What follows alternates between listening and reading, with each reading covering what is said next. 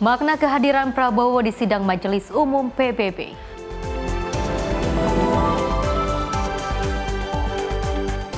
Sepeda motor seorang remaja dirampas geng motor. Konsep program makan bergizi gratis dipastikan sudah yang terbaik.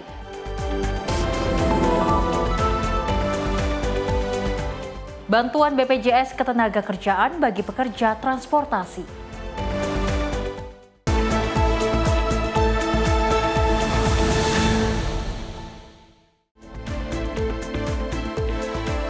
Halo, selamat pagi pemirsa Simpo TV. Selamat pagi Sally. Selamat pagi Festi. Apa kabar pagi hari Luar ini? biasa pagi hari Harus ini. baik, harus Betul semangat sekali. karena kita berdua akan terus memberikan informasi yang terbaik untuk pemirsa di rumah terkait dengan perpolitikan, ekonomi dan juga berita hiburan lainnya. Dan tentunya pemirsa, kami akan menghadirkan informasi sejumlah peristiwa. Bersama saya Sally Sregar. Dan saya Festi Rahmadi. Ini dia Menyapa Indonesia Pagi selengkapnya.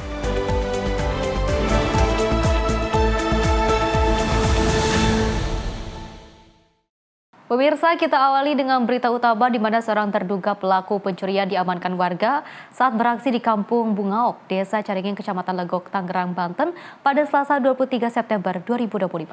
Pelaku merupakan satu dari dua orang yang diduga hendak melakukan aksi pencurian. Suasana di Kampung Bungaok, Desa Caringin mendadak riuh saat warga berhasil mengamankan satu terduga pelaku pencurian.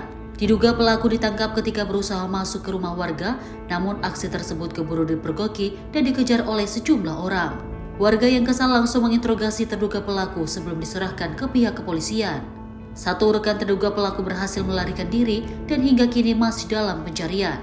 Kalesia, tim redaksi Simpo TV melaporkan. Pemirsa, tim SAR gabungan menemukan dua pemuda tenggelam di perairan Danau Toba dalam keadaan meninggal dunia.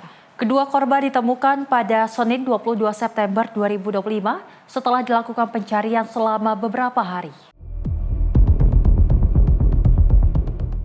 Dua orang pemuda yang dilaporkan tenggelam di perairan Danau Toba, Kabupaten Samosir, akhirnya ditemukan oleh tim SAR gabungan setelah dilakukan pencarian selama beberapa hari.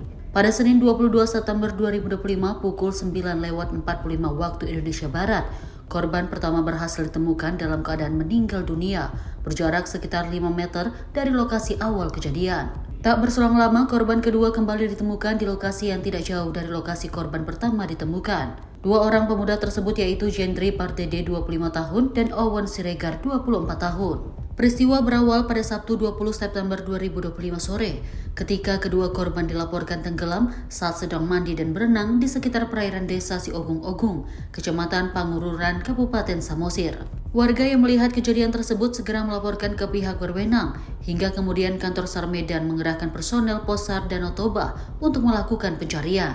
Pencarian dilakukan dengan membagi area menggunakan perahu karet, penyelaman, serta penyisiran di sepanjang tepian Danau Toba. Tim redaksi Simpo TV melaporkan.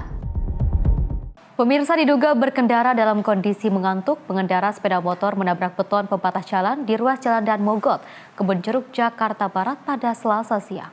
Kerasnya benturan membuat satu dari dua penumpang tewas di lokasi akibat masuk ke dalam kolong truk. Sementara pemirsa, satu penumpang lainnya dilarikan ke rumah sakit perihal mengalami luka serius. Seorang pria yang belum diketahui identitasnya tergeletak tak bernyawa di kolong truk pasca alami kecelakaan di ruas Jalan Dan Mogot, Kebonjeruk, Jakarta Barat pada Selasa siang. Sepeda motor yang dikendarai korban juga nampak ringsek parah pada bagian samping kanan akibat insiden kecelakaan ini. Peristiwa ini bermula ketika sepeda motor yang ditumpangi dua orang pria dengan nomor polisi R4571XD ini melaju dari arah Glogol menuju Cengkareng dalam kecepatan tinggi. Pengendara yang diduga mengantuk ini kemudian kehilangan konsentrasi hingga akhirnya menabrak beton pembatas jalan di saat ingin melintas melalui jalan layang non-tol. Kerasnya benturan membuat pengendara terpental masuk ke dalam kolong truk pengangkut besi dan tewas di lokasi. Sementara satu penumpang lainnya mengalami luka serius hingga harus dibawa ke rumah sakit terdekat untuk mendapatkan pertolongan medis. Mau kanan, dia nabrak trotoar ini. Nabrak, terus masuk ke kolong mobil itu. Nah, habis itu udah sopirnya juga nggak berani gitu sih. Laki-laki atau perempuan, Bang? Laki-laki. Sendirian atau gimana? Berdua, tapi yang satu udah dievakuasi. Baru doang. Itu betulnya jauh ya? Iya, betulnya katanya lari tadi ada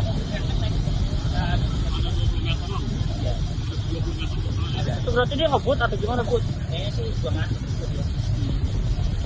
Kondisi motornya gimana, Bang? Hancur sih, tapi belum tahu. Motornya ada di evakuasi juga. Banyaknya pengguna jalan yang berhenti untuk melihat membuat arus lalu lintas dari arah Grogol menuju Cengkareng mengalami kemacetan hingga 1 km. Selanjutnya, kasus kecelakaan ini ditangani oleh Unit Laka Lantas Jakarta Barat. Dari Jakarta, tim kontributor Sinpo TV melaporkan. Selain itu, pemirsa, ratusan rumah di Lewilayang Kabupaten Bogor mengalami kerusakan setelah diterjang oleh gempa bumi berkekuatan 4,00 magnitudo yang juga berpusat di Sukabumi. Dan warga memilih untuk bertahan di posko siaga yang didirikan oleh warga sekitar. Bahkan setiap malam harinya, pemirsa, warga memilih untuk meninggalkan kediamannya demi keselamatan. Sebanyak 128 rumah dan 1 sarana ibadah di Kampung Cianten, Desa Purasari, Kecamatan Lewiliang, Kabupaten Bogor mengalami kerusakan lantaran berdampak langsung bencana alam gempa bumi yang mengguncang Sukabumi pada Minggu malam kemarin. Getaran gempa kerap kali dirasakan warga sekitar, bahkan gempa tersebut hampir dirasakan setiap 1 jam sekali.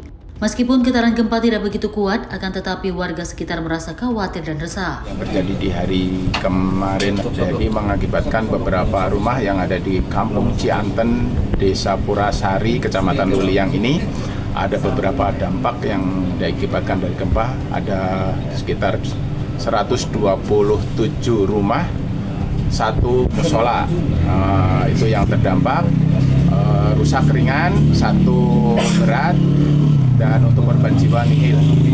Paling lambatnya sejam sekali, paling lambatnya itu yang gedenya ya, yang kecil-kecil mah sejam sampai 3 kali. Kalau malam Pak, ngungsi atau gimana Pak? Kalau malam? Ada yang ke atas, ada yang siaga aja gitu kan. Ini mah sebelum ada getaran itu kan ada bunyi dulu. Gitu ya. Beda dengan gempa laut ya. Kalau gempa laut itu kan begitu langsung goyang. Ini mah bukan goyang, ini mah itu dah kayaknya kayak dari bawah gitu. Saat ini warga memilih untuk bertahan di posko siaga yang didirikan oleh warga sekitar. Bahkan setiap malam hari warga memilih untuk meninggalkan kediamannya demi keselamatan. Dari Bogor, tim kontributor Sinpo TV melaporkan. Dari Gubernur DKI Jakarta Pramono Anung juga membahas soal ketersediaan air bersih yang juga terus menjadi persoalan mendasar bagi warga Jakarta. Dan menegaskan pemenuhan kebutuhan air bersih di Jakarta hingga kini masih menjadi prioritas utama pemerintah Provinsi DKI Jakarta. Gubernur DKI Jakarta Pramono Anung mengatakan sumber ketersediaan air bersih di Jakarta masih menjadi persoalan mendasar di beberapa wilayah Jakarta, terutama di Cilincing, Tanjung Priok, dan Rorotan. Pramono menuturkan selama 7 bulan dirinya menjabat sebagai Gubernur DKI Jakarta, penyelesaian kebutuhan air bersih sudah mengalami peningkatan hingga 5% dan menargetkan pemenuhan air bersih hingga 80% pada tahun ini. Tak hanya itu, Pramono juga menegaskan pihaknya akan bekerja keras menyelesaikan persoalan ketersediaan air bersih hingga 100% yang ditargetkan akan selesai pada 2029 mendatang. Saya udah keliling seluruh wilayah di DKI. Salah satu problem yang cukup harus mendapatkan perhatian adalah di Tanjung Priok ini, di Cilincing ini, di Rorotan ini. Salah satu problem utamanya adalah air bersih. Tetapi saya akan bekerja keras, Mas Ponco, mudah-mudahan tahun 2029 seluruh warga Jakarta 100% sudah menerima air bersih. Tahun ini, sekarang ini sudah sejak 7 bulan saya menjabat sudah ada peningkatan 5%.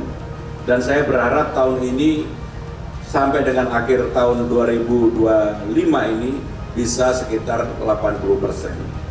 Kalau tahun 2027 bisa 100% air bersih terpenuhi, menurut saya ini adalah sesuatu yang luar biasa dan jangka panjang menyelesaikan persoalan yang prinsip untuk kebutuhan masyarakat yang ada di Jakarta. Dari Jakarta, Sri Dewi Andayani, Rona Bayu, Sinpo TV melaporkan. Peristiwa lainnya, pemirsa, seekor lutung Jawa ini tersangkut kabel listrik di Kampung Pasir Tonjong, Desa Jagabaya, Kecamatan Parung Panjang, Kabupaten Bogor pada Senin 22 September 2025. Melihat lutung itu, warga khawatir kemudian langsung melaporkan ke tim rescue damkar Kabupaten Bogor untuk dievakuasi. Seekor lutung Jawa tersangkut kabel listrik di Kampung Pasir Tonjong, Desa Jagabaya, Kecamatan Parung Panjang, Kabupaten Bogor pada Senin 22 September 2025. Komandan Regu 1 Rescue Damkar Kabupaten Bogor, Arman Rianto mengatakan bahwa laporan adanya lutung Jawa atau Trachypithecus auratus yang tersangkut kabel listrik diterimanya dari warga setempat pada pukul 6:55 waktu Indonesia Barat.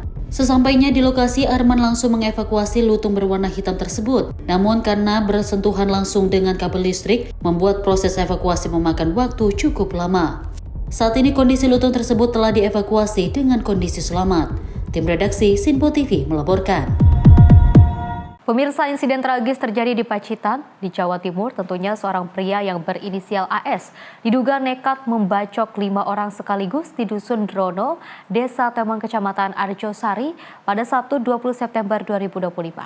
Akibatnya pemirsa 1 orang tewas dan 4 lainnya menderita luka-luka. Petugas kepolisian dibantu TNI dan warga setempat terus melakukan pencarian terhadap pelaku pembacokan yang kabur ke dalam hutan bersama anak kandungnya. Pelaku melarikan diri ke dalam hutan usai membacok 5 orang warga di Desa Dusun Drono, Desa Temon, Kecamatan Arjosari pada Sabtu 20 September 2025 malam. Aksi pembacokan tersebut diduga dipicu rasa sakit hati pelaku setelah mengetahui mantan istrinya akan melangsungkan pernikahan dengan pria lain. Kelima korban yang menjadi sasaran sabetan senjata tajam berhasil dievakuasi dan dibawa ke rumah sakit, namun 1 diantaranya dinyatakan meninggal dunia. Dari Pacitan, Jawa Timur, Kalesia, tim redaksi Sinpo TV melaporkan. Pemirsa, pasangan suami istri di Desa Pamohan, Kecamatan Pulung, Ponorogo, Jawa Timur ini ditemukan tewas di dalam rumahnya pada Senin siang 22 September 2025. Keduanya diduga kuat menjadi korban pembunuhan yang dilakukan anak kandung mereka sendiri. Kedua korban adalah Kaseno berusia 65 tahun dan Sarilah berusia 60 tahun yang pertama kali ditemukan anak sulungnya sekitar pukul 14.00 waktu Indonesia Barat. Korban didapati tak bernyawa di atas kasur, tubuhnya ditutupi kain jarik dan ditaburi pasir. Hasil penyelidikan mengungkap keduanya mengalami luka serius di bagian kepala, diduga kuat dipukul benda tumpul.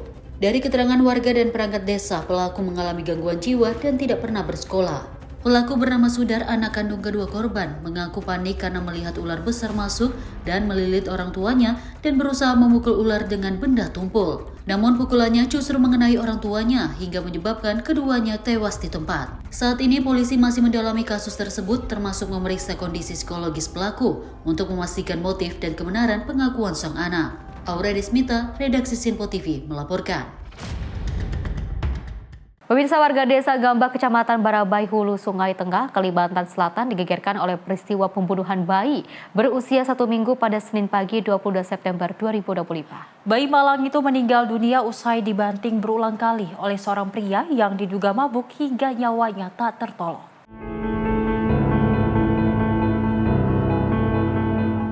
Seorang bayi berusia 1 minggu tewas usai dibanting oleh seorang pria bernama HA. Peristiwa memilukan ini terjadi di Desa Gambak, Kecamatan Barabai pada Senin pagi sekitar pukul 9.00 WITA. Kejadian bermula ketika orang tua bayi bernama Jahrah sedang mandi dan menitipkan anaknya kepada sang nenek Farida. Sekitar 5 menit kemudian pelaku datang dalam kondisi mabuk dan masuk ke kamar tempat bayi berada. Tanpa alasan jelas, pelaku tiba-tiba mengangkat kaki bayi tersebut dan membantingnya berulang kali ke lantai serta dinding. Bayi segera dilarikan ke Rumah Sakit Umum Daerah Hadaman Duri Barabai, namun nyawanya tidak dapat diselamatkan. Polres Hulu Sungai Tengah telah menahan pelaku untuk menjalani proses hukum. Pelaku terancam pasal pidana tentang perlindungan anak dan penganiayaan berat yang mengakibatkan kematian. Aura Desmita, redaksi Sinpo TV melaporkan. Sangat sedih sekali kita melihat pemberitaan yang sangat mengenaskan di mana ada seorang bayi yang masih berumur belasan hari, semingguan seperti itu, tapi harus meninggal dengan hal-hal yang tidak diinginkan pastinya. Seperti itu kita sangat turut sedih sekali, apalagi ketika melihat ibu korban yang juga merasa kehilangan. Apalagi kalau kita lihat dari pemberitaan, memang anak ini adalah penantian yang cukup sangat panjang sekali, tapi juga harus dilakukan seperti itu dengan orang yang tidak dikenal. Maka dari itu kita juga harus lebih waspada lagi kepada ibu-ibu di luar sana yang memiliki anak masih bayi, apalagi yang masih berusia berminggu-minggu seperti itu. Kita harus waspada dengan orang-orang yang tidak dikenal. Betul. Seperti itu ya. Apalagi kalau misalnya dengan kondisi yang lengah, terus juga kondisi rumah yang terbuka, apalagi kalau misalnya punya anak bayi, seharusnya ini pintu tuh dikunci aja. Terus juga agar tidak ada lagi orang-orang yang datang, apalagi orang yang tak dikenal dengan kondisi yang mabuk, terus juga melakukan hal-hal yang keji kepada bayi tersebut. Mudah-mudahan pelaku bisa dijerat dengan pasal yang setimpal dan juga mendapatkan ganjarannya, dan keluarga yang ditinggalkan juga korban bisa jauh lebih bersabar lagi dan juga bisa menerima dengan lapang dada. Dan ini menjadi pelajaran juga bagi masyarakat ataupun anak-anak muda. Kita tahu bahwasanya bahaya mabuk ataupun minum minuman beralkohol ternyata sangat-sangat merugikan diri sendiri ataupun orang lain. Kalau kita lihat ternyata bahwasanya ini pengaruh dari minuman yang memang kita lihat alkohol ini kan ada tingkatan persenannya ya, Festi dan pemirsa. Ini menjadi perhatian bahwasanya memang kita berharap tidak ada kembali lagi meminum minuman seperti itu, bahkan juga menjualnya secara luas oleh masyarakat, karena kita tahu bahwasanya dampak yang ditimbulkan dari minuman beralkohol ini menjadi sebuah hal yang tidak baik, dan kita berharap bahwasanya untuk masyarakat mungkin yang punya masalah ataupun problem bisa melarikan ke hal-hal yang positif, terutama bisa berdoa ataupun melakukan kegiatan hobi kalian agar terhindar dari masalah-masalah ataupun kegiatan yang negatif yang merugikan masyarakat ataupun diri sendiri. Betul, dan pastinya juga ini diterima oleh keluarga, ini tidak mudah ya. Ini pasti juga sangat berat, apalagi kehilangan anak tercinta. Mudah-mudahan orang tuanya bisa diberikan ketabahan yang seluas-luasnya dan juga bisa mendapatkan kebahagiaan nantinya seperti itu ya, dan juga pelaku ini bisa dijerat setimpal-timpalnya oleh pihak kepolisian. Dan pemirsa, informasi lainnya akan terus kami hadirkan usai jeda berikut ini.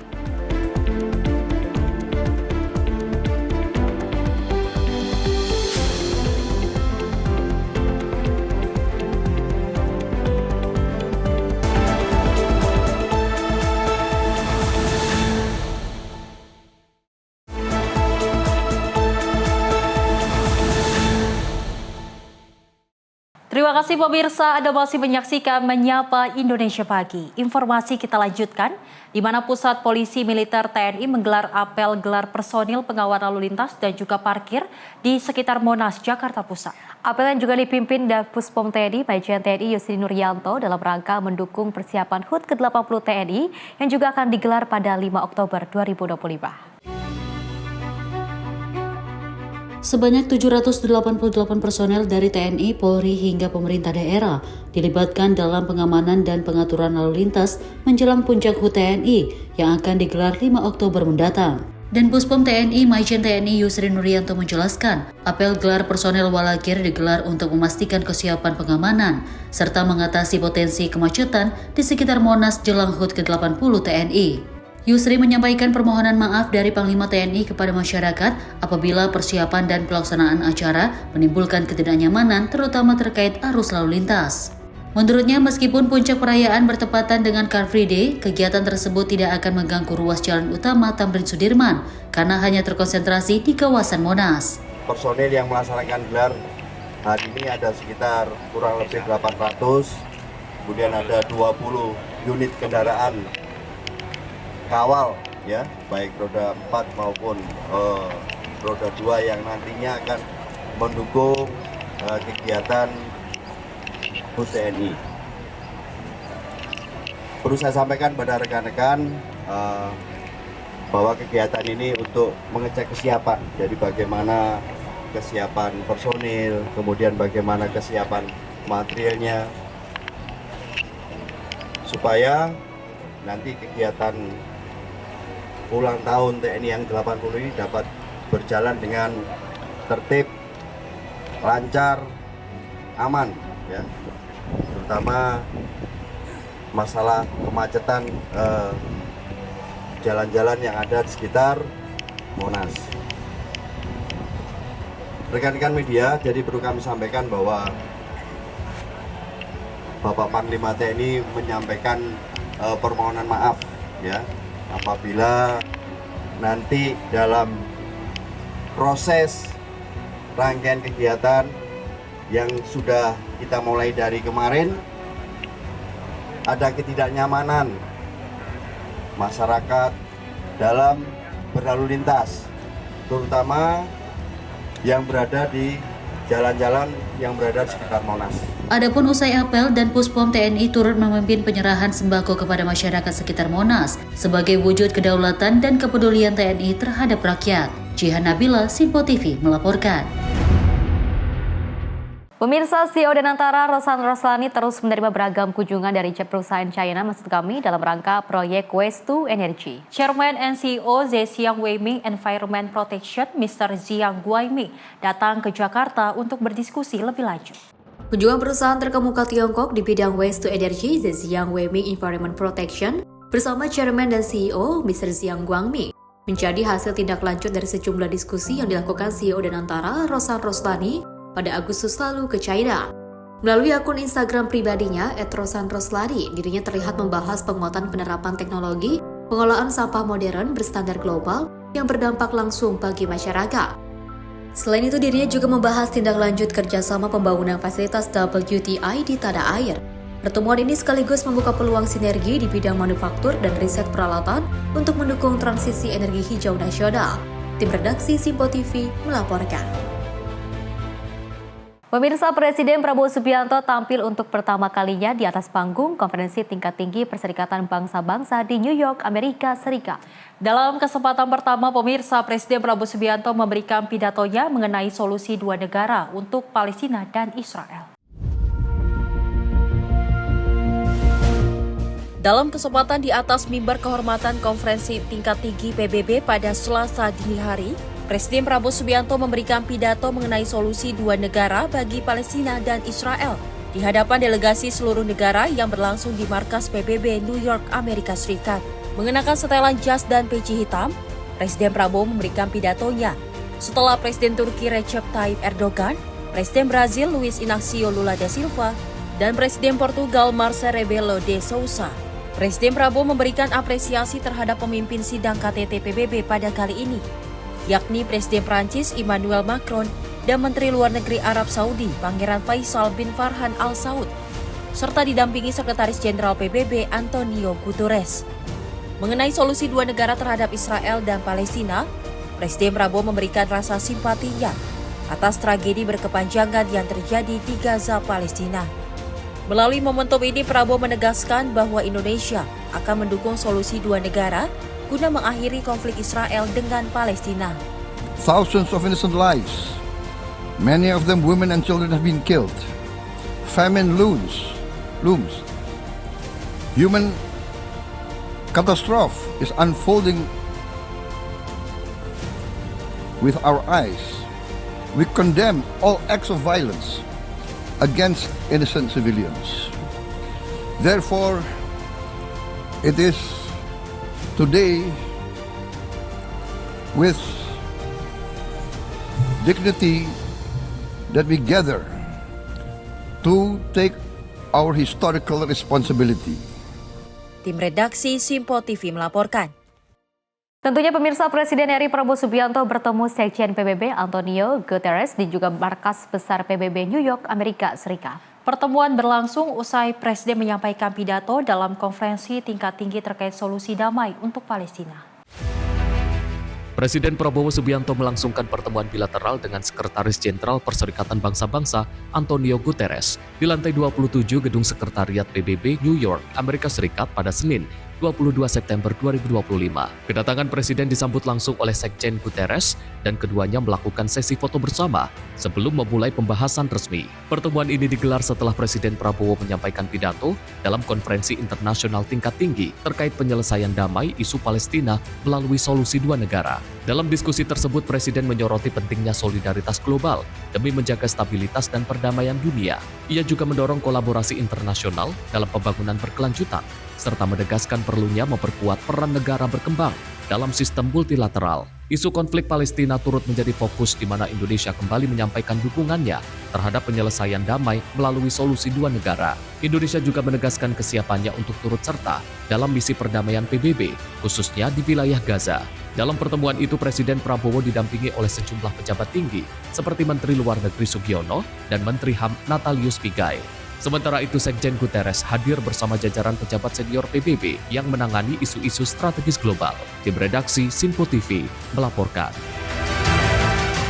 Selain itu, pemirsa, Presiden Prabowo Subianto dan juga CEO Danantara Rosan Roslani bertemu dengan pendiri Bloomberg LP Michael Bloomberg. Pertemuan membahas peluang investasi energi bersih dan juga kolaborasi antara Bloomberg dan juga Indonesia.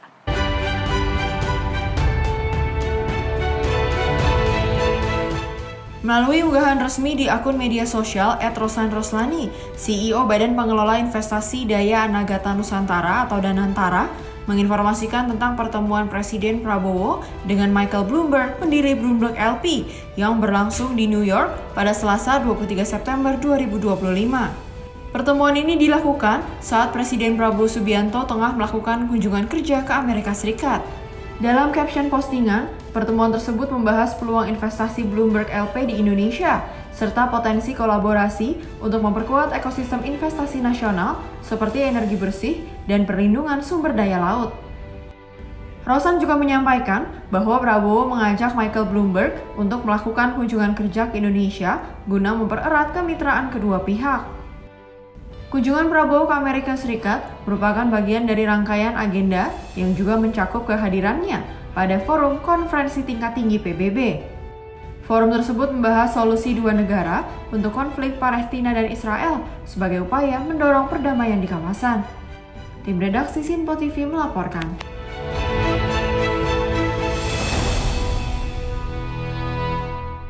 Pemirsa, dari Ketua DPR Puan Maharani menanggapi seruan Presiden Prabowo Subianto terkait dukungan kemerdekaan Palestina dalam KTT PBB di New York, Amerika Serikat. Dan Puan mengatakan kehadiran Indonesia di PBB merupakan wujud diplomasi bebas aktif untuk membantu terwujudnya perdamaian dunia. Presiden Prabowo Subianto menyerukan kepada negara-negara di dunia untuk mendukung kemerdekaan Palestina dalam forum KTT PBB di New York, Amerika Serikat. Ketua DPR Puan Maharani mengatakan suatu kehormatan besar bagi bangsa Indonesia yang diberikan urutan ketiga dalam pidato KTT PBB. Puan pun menyebut kehadiran Indonesia di PBB merupakan wujud diplomasi bebas aktif untuk membantu terwujudnya perdamaian dunia. Dirinya menilai pidato Presiden Prabowo Subianto menunjukkan posisi Indonesia yang akan tetap mendukung kemerdekaan Palestina dan dukungan kemanusiaan di Gaza. Alhamdulillah bahwa Pak Presiden Prabowo sudah memberikan pidatonya di sidang PBB yang alhamdulillah mendapatkan urutan ketiga di sidang PBB. Saya pengalaman saya waktu menjadi eksekutif mendapatkan urutan nomor awal itu suatu kehormatan bagi Indonesia, bahwa kita Indonesia itu diberikan satu kehormatan untuk bisa berpidato di awal.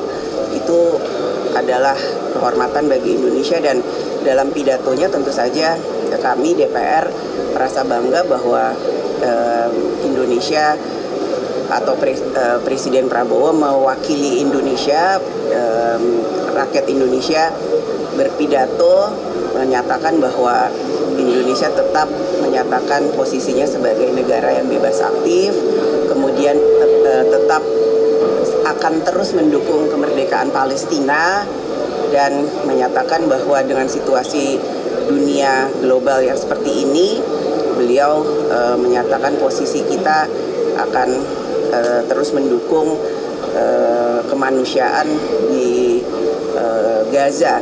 Jadi ya, sebagai rakyat Indonesia, ini suatu momentum bagi kita untuk bisa menyuarakan suara Indonesia di forum internasional. Dari Jakarta, Farizal Ahmad Amin, Sinpo TV melaporkan. Pemirsa, kehadiran Presiden Prabowo Subianto secara langsung di dalam sidang Majelis Umum PBB ini juga mengandung makna yang sangat penting bagi negara yang hadir.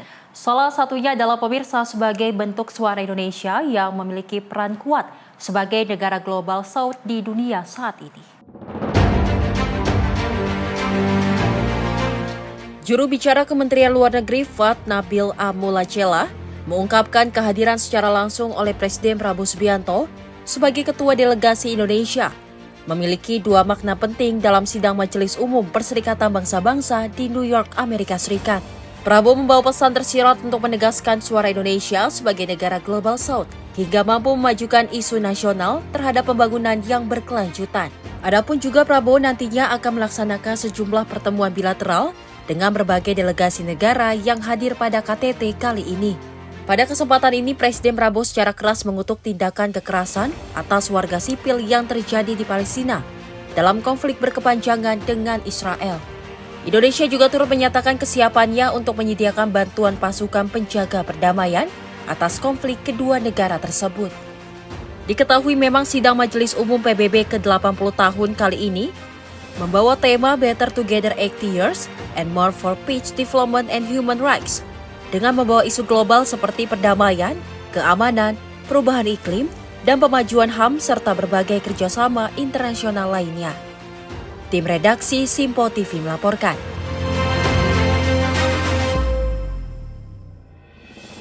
Kita sangat turut apresiasi sekali dan juga turut bangga melihat Presiden kita, sama-sama Presiden Indonesia yaitu Prabowo Subianto yang juga tampil di PBB untuk menyerukan sebuah perdamaian untuk Palestina dan juga Israel.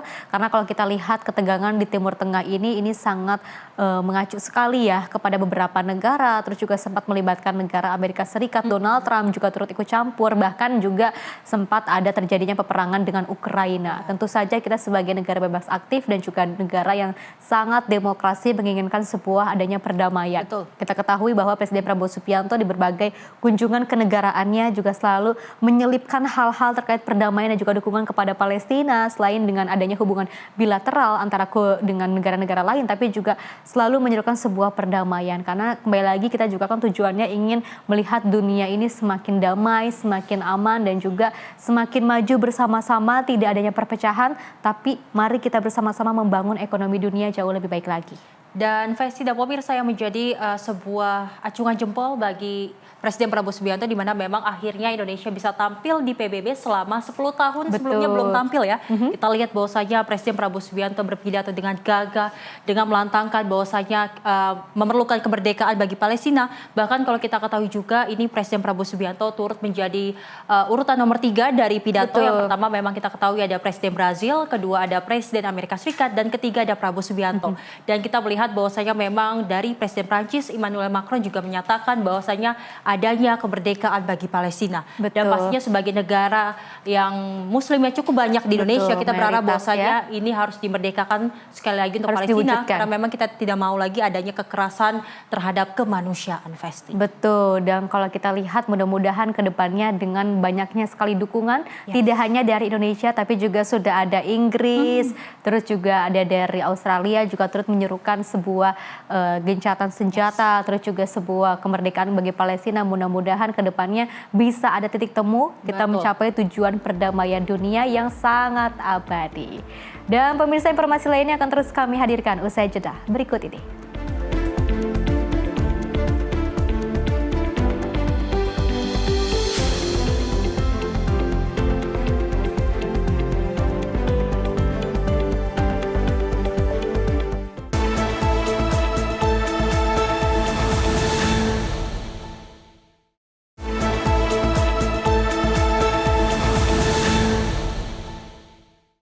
Masih bersama kami pemirsa dalam Menyapa Indonesia Pagi. Informasi kita lanjutkan, di mana cuaca ekstrim melanda Jakarta pada Senin malam. Sejumlah rumah warga di kawasan Rawabuaya, Cengkareng, Jakarta Barat mengalami kerusakan. Selain menerjang asbes rumah hingga juga berterbangan, kencangnya angin turut membuat plafon rumah warga jebol. Warga RT 13 RW 4 Kelurahan Rawabuaya, Kecamatan Cengkareng, Jakarta Barat, tampak tengah sibuk merapikan atap rumahnya yang rusak usai diterjang hujan deras disertai angin kencang pada Senin malam. Bahkan tak hanya membuat asbes rumah berterbangan sejauh 21 meter, namun kencangnya angin juga membuat sejumlah plafon rumah warga turut jebol. Tidak ada korban jiwa maupun luka dalam musibah tersebut. Tetapi agar mengantisipasi adanya cuaca ekstrim susulan, warga sementara waktu menutup atap rumahnya yang rusak bolong dengan terpal guna air hujan yang turun tak masuk ke dalam rumah. Terus ya ini jebol, itu dari asbes atas. Nah, terus yang di dalam kena nggak itu? Dalam tinggal cuma Sebelah rumah yang hancur ya. Dari Jakarta, kontributor Simpo TV melaporkan. Pemirsa, hujan disertai angin kencang, tumbangkan pohon besar juga akasia di ruas jalan Sekretaris Grogol, Petamburan, Jakarta Barat pada Senin malam. Meski tak menimbulkan korban jiwa maupun luka, namun batang pohon setinggi 10 meter tersebut menutupi ruas jalan hingga para pengendara tak bisa melintasinya.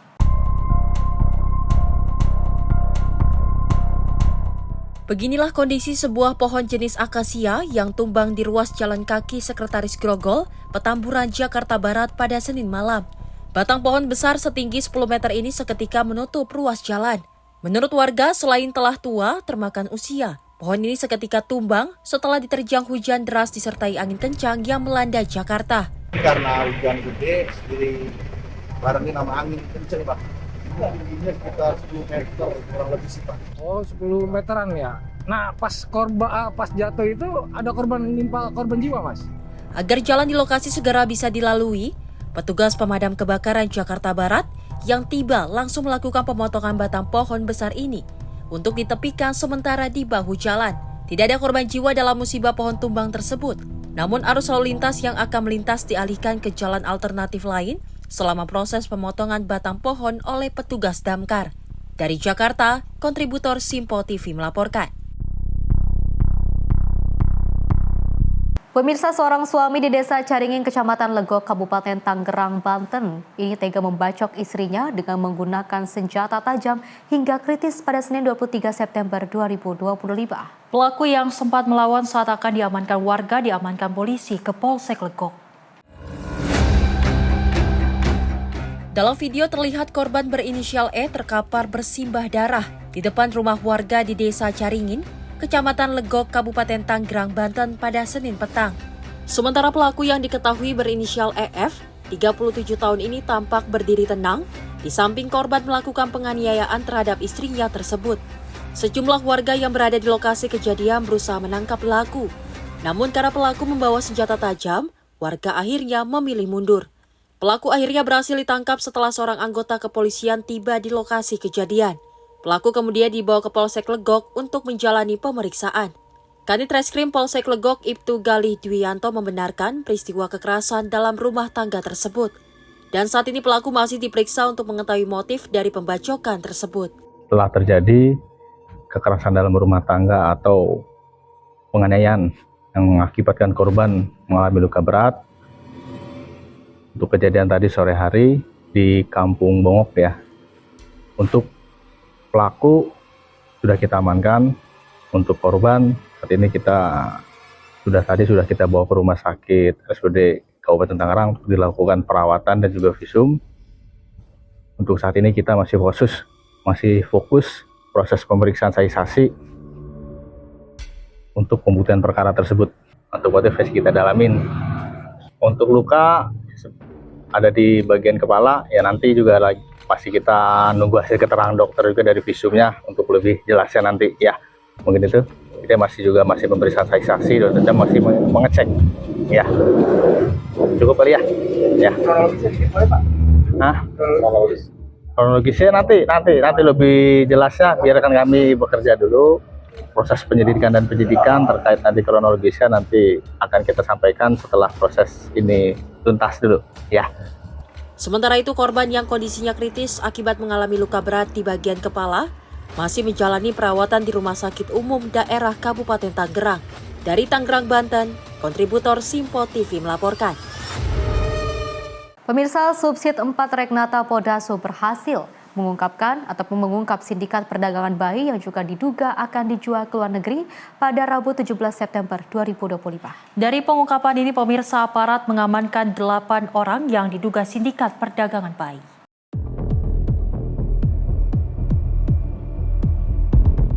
Petugas Subsidi 4 Reknata Poldasu berhasil mengamankan 8 orang yang diduga merupakan anggota sindikat perdagangan bayi. Para pelaku yang salah satu diantaranya adalah si ibu kandung bayi, diamankan di sejumlah lokasi berbeda di Kota Medan, yaitu di Jalan Jamin Ginting dan Jalan Bromo Medan, Sumatera Utara.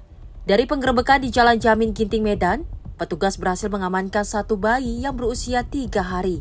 Direktur Kriminal Umum Poldasu, Kombes Riko Taruna, dalam keterangannya pada Senin 22 September 2025 sore, mengatakan 8 orang pelaku memiliki peran masing-masing. Hasil pengungkapan sindikat ini sudah menjual bayi sejak 2023 lalu hingga saat ini. Untuk seorang bayi yang dijual kepada pemesannya, dipatok dengan harga antara 10 juta rupiah hingga 15 juta rupiah. Dapat dari 8 orang tersangka ini, yaitu seorang bayi, Mr. X, laki-laki usia 3 hari saat diamankan. Kemudian dari penyelidikan yang kami telah lakukan bahwa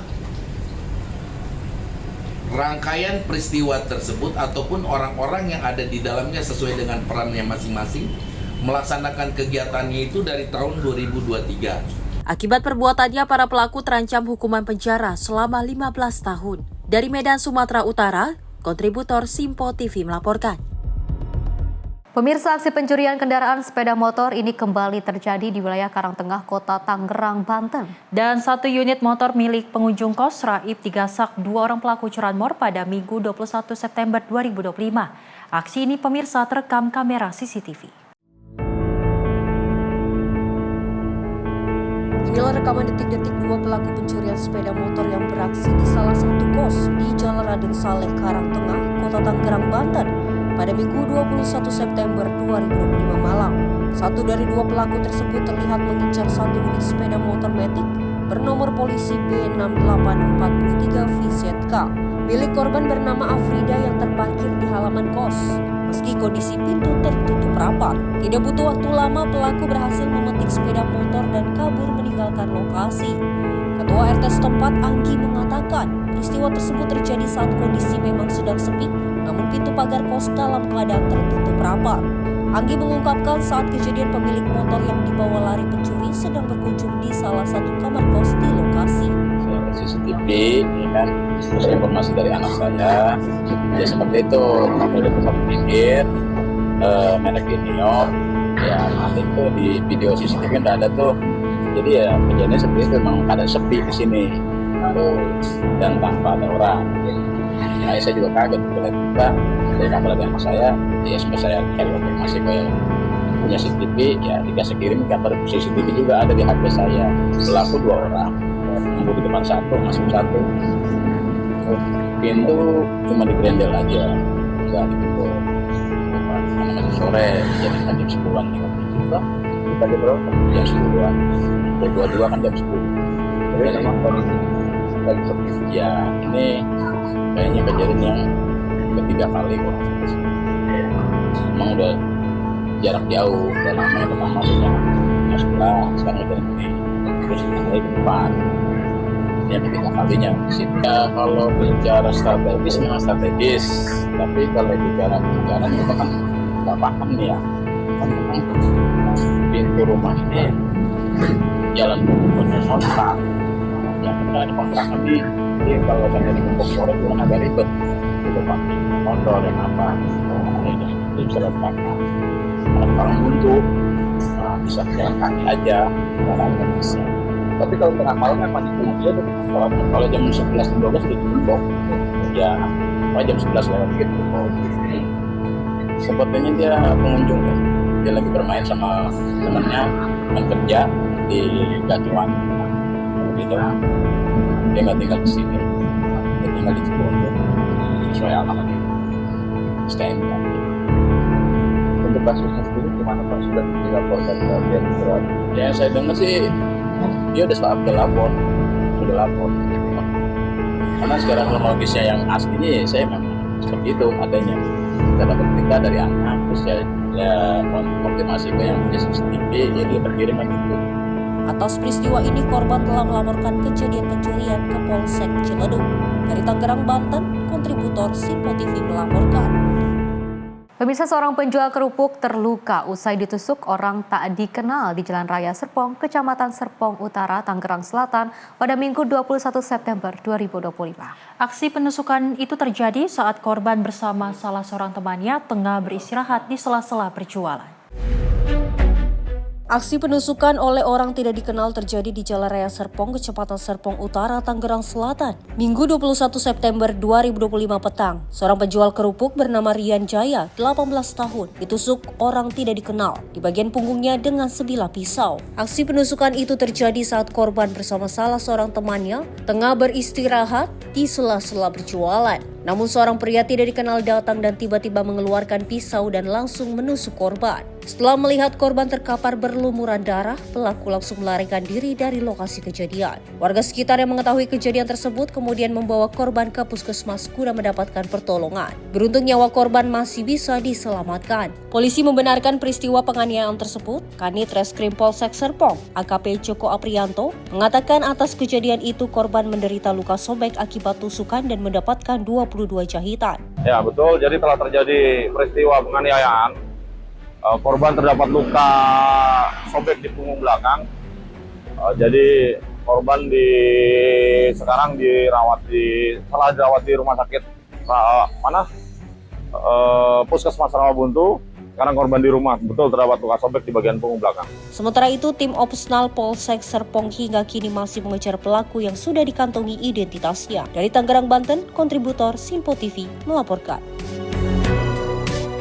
Pemirsa, viral di media sosial sekelompok orang merusak mobil minibus dengan menganiaya pengemudinya hingga babak belur setelah menabrak pengendara motor pada Senin 22 September 2025. Kemarahan warga tak terbendung usai mobil SUV warna putih yang diduga pelaku tabrak lari ini akhirnya berhasil diamankan oleh warga. Kemarahan warga tak terbendung usai mobil SUV warna putih yang diduga pelaku tabrak lari ini akhirnya berhasil diamankan warga di persimpangan lampu merah Plaza Manhattan, Jalan Gatot Subroto, Medan, Sumatera Utara. Dengan menggunakan batu dan helm, warga beramai-ramai memukuli mobil yang dikendarai seorang pria hingga seluruh kaca mobil pecah. Tidak sampai di situ saja, pria pengemudi mobil berinisial DG turut menjadi sasaran amuk massa yang kesal karena dituding tidak bertanggung jawab dan melarikan diri usai menabrak pemotor di Jalan Munban, Surbakti, Medan. Kanit Lantas Polsek Medan Sunggal, Ibtu Jeffriyadi, Senin siang mengatakan mobil tersebut kabur usai menyenggol pemotor. Pengemudi melarikan diri hingga ke Jalan Ring Road dan terhenti setelah terjebak di lampu merah Simpang Manhattan, Medan. Dari pengemudi mobil Mitsubishi minibus berwarna putih, X-Force, melaju dari arah Munban Surbakti menuju tadinya akan menuju rumahnya ke Marelan. Di tengah jalan terjadi keserempet oleh sepeda motor yang berada di Jalan Munban Surbakti, diteriakin, kemudian lari menuju Manhattan. Sampai dengan saat ini hanya satu orang korban tabrak lari yang sudah membuat laporan polisi. Pemotor yang menjadi korban tabrak lari saat ini dalam kondisi baik dan hanya mengalami luka ringan. Dari Medan, Sumatera Utara, kontributor Simpo TV melaporkan. Pemirsa, seorang remaja menjadi korban aksi kekerasan yang juga diduga melibatkan geng motor. Peristiwa tersebut tentunya terjadi di kawasan Simpang Kawat, Kecamatan Jelutung, Kota Jambi pada Minggu 21 September 2025. Dan korban terpaksa meninggalkan kendaraannya dan melarikan diri sebelum sepeda motor miliknya dibawa kabur oleh para pelaku. Seorang remaja menjadi korban tindak kekerasan yang diduga melibatkan geng motor di kawasan Simpang Kawat, Kecamatan Jelutung, Kota Jambi pada Minggu 21 September 2025 dini hari. Dalam kondisi panik, korban meninggalkan kendaraannya dan berlari menuju sebuah warung untuk mencari perlindungan. Sempat terjadi perkelahian singkat antara korban dan para pelaku, namun akhirnya para pelaku berhasil membawa kabur motor korban. Hingga kini pihak kepolisian masih melakukan penyelidikan dan mengumpulkan keterangan dari saksi-saksi di lokasi kejadian. Masyarakat mengharapkan agar pihak berwajib segera bertindak tegas untuk menanggulangi aksi geng motor yang semakin meresahkan. Mutiara Aina Putri, tim redaksi Simpo TV, melaporkan.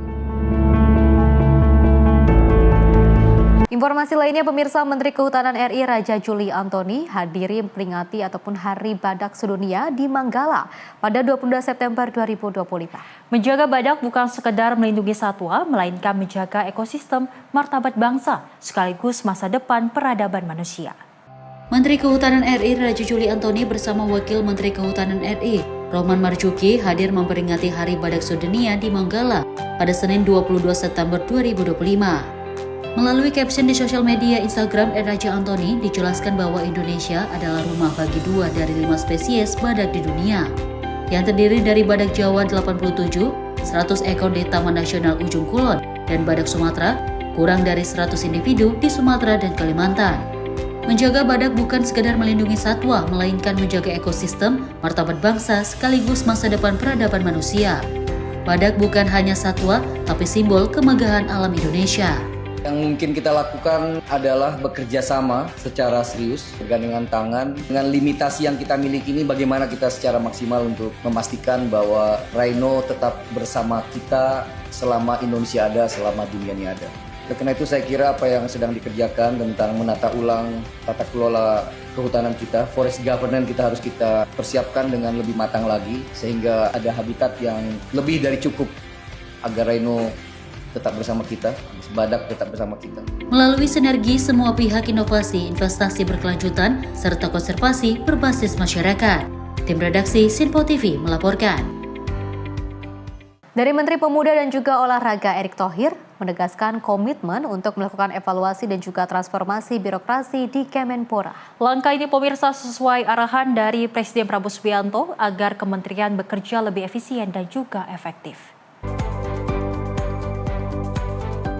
Menpora Erick Thohir mengungkapkan hasil rapat intensif terakhir melahirkan terobosan untuk melakukan deregulasi besar-besaran. Sebanyak 191 peraturan menteri sejak tahun 2009 akan disederhanakan dan dikurangi dengan target di bawah 20 peraturan. Erick menegaskan langkah deregulasi ini bertujuan untuk mempermudah kerjasama dengan stakeholders olahraga dan kepemudaan, serta memastikan arah kebijakan sesuai target yang ditetapkan Presiden Prabowo. Seperti saya sudah sampaikan sebelumnya, kita terus diminta untuk evaluasi dan transformasi secara menyeluruh. Bapak Presiden selalu bilang kita harus kerja efisien dan efektif. Nah, salah satunya tentu hari ini setelah kita rapat hampir 2-3 hari terakhir, kita ingin bagaimana birokrasi yang ada di Kementerian Pemuda dan Olahraga ini bisa sesuai dengan ekspektasi yang diharapkan Bapak Presiden. Kita merubah pola pikir kita bisa yang seperti saya sampaikan mengayomi, melayani, tetapi memastikan arah tujuan yang ditargetkan bisa tercapai. Nah, salah satunya kita melakukan terobosan hari ini dengan melakukan deregulasi. Ada 191 peraturan menteri yang sejak tahun 2009 ini kita akan ciutkan.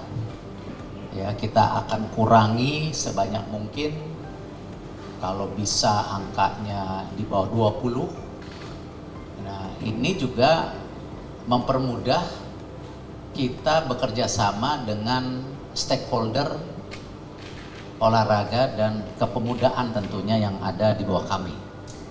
Dari Jakarta, Jihan Nabila, Asisul Hakim, Sinpo TV melaporkan. Pemirsa, Kepala Staf Kepresidenan Muhammad Qodari memberi sebuah penjelasan soal IKN yang juga disebut sebagai ibu kota politik pada 2028. Dan Qodari menegaskan IKN tidak akan terpisah menjadi ibu kota politik maupun ibu kota ekonomi. Kepala Staf Kepresidenan Muhammad Qodari menjelaskan tujuan utama pembangunan IKN untuk menciptakan pusat pemerintahan yang lengkap dengan fasilitas untuk 3 pilar kenegaraan, yaitu eksekutif, legislatif, dan yudikatif. Qodari mencontohkan, jika hanya ada eksekutif seperti Istana Negara, sementara legislatif dan yudikatif belum tersedia, maka akan terjadi kekosongan fungsional. KSP juga mengungkap, Presiden Prabowo telah menetapkan target fasilitas untuk ketiga lembaga kenegaraan tersebut harus tersedia di IKN pada 2028. Hal ini akan memastikan IKN dapat berfungsi secara efektif sebagai ibu kota negara. Sebetulnya bukan berarti kemudian akan ada ibu kota politik lalu ada ibu kota ekonomi, kan begitu kira-kira kan? Nanti ada ibu kota budaya dan ibu kota lain-lainnya itu nanti. Gitu. Enggak begitu maksudnya. Intinya begini, kalau mau difungsikan sebagai pusat pemerintahan, sebagai ibu kota, maka 3 lembaga yang merupakan pilar kenegaraan, apa itu? Eksekutif, legislatif, dan yudikatif itu sudah harus ada fasilitasnya. Nah, kalau baru ada eksekutif, baru ada istana negara, tapi legislatif atau DPR-nya nggak ada, nanti ngomong sama siapa? Rapat sama siapa? Kira-kira begitu. Nah, ini sudah ditetapkan oleh Pak Prabowo bahwa per 2028, betul ya? Ketiga lembaga itu sudah harus ada fasilitasnya. Sehingga kalau mau sidang sudah terpenuhi. Dari Jakarta, Dio Malau, Sinpo TV melaporkan. Dari Bupati Bandung, Dadang Supriyatna ini menyampaikan apresiasi besar kepada pengayuh beca, sopir angkot, tukang ojek pangkalan, dan juga kusir kretek pada Senin 22 September 2025. Peringatan Harhubnas bukan hanya milik Kementerian Perhubungan, melainkan milik kita semua, mulai dari pemerintah, mitra usaha transportasi, serta masyarakat pengguna transportasi. Bupati Bandung Dadang Supriyatna menjadi Inspektur Upacara Peringatan Hari Perhubungan Nasional yang dirangkai dengan peringatan Hari Olahraga Nasional dan Hari Kesadaran Nasional tingkat Kabupaten Bandung di lapangan Ubakarti Komplek Pemka Bandung, Soreang, pada Senin 22 September 2025. Menurut Bupati, peringatan Harhubnas bukan hanya milik Kementerian Perhubungan, melainkan milik kita semua, mulai dari pemerintah, mitra usaha transportasi, serta masyarakat pengguna transportasi. Karena itu, lanjut Bupati, di momen Harhubnas ini, Pemka Bandung memberikan perhatian khusus kepada para pejuang transportasi lokal dengan memberikan BPJS Ketenagakerjaan bagi ojek pangkalan, tukang becak, sopir angkot, dan kusir delman. Ia juga mengajak semua pihak untuk menjadikan Harhubnas sebagai momentum introspeksi, koreksi dan mawas diri, serta wujud bakti insan perhubungan kepada bangsa dan negara melalui pelayanan transportasi yang tulus, ikhlas, selamat, aman, dan nyaman. Tim redaksi Sinpo TV melaporkan. Luar biasa sekali Bandung, jempol banget ya ketika kita melihat gebrakan yang sangat luar biasa sekali dari Gubernur Jawa Baratnya, terus juga dari Bupati Bandung, Kang Dadang Supriyatna, luar biasa sekali. Terima kasih banyak, ternyata kita ini mendapatkan apresiasi yang sangat luar biasa sekali, tidak hanya bagi para pekerja-pekerja seperti di kantoran saja, terus juga para pekerja BUMN gitu ya yang mendapatkan BPJS Ketenagakerjaan, tapi juga para pekerja seperti transportasi, tidak hanya transportasi seperti di udara ataupun di para pesawat seperti itu ataupun di airport yang juga mendapatkan BPJS Ketenagakerjaan, tapi juga seperti pengayuh beca, terus juga supir angkot, ojek pangkalan juga ini harus mendapatkan kesejahteraan dari pemerintah seperti itu. Mudah-mudahan dengan adanya program untuk memberikan sebuah apresiasi kepada tenaga transportasi lokal, pastinya ini juga bisa ditiru oleh daerah-daerah lainnya agar nantinya juga tidak hanya di Bandung saja yang bisa mendapatkan sebuah kesejahteraan, tapi juga di seluruh daerah yang ada di Indonesia juga mendapatkan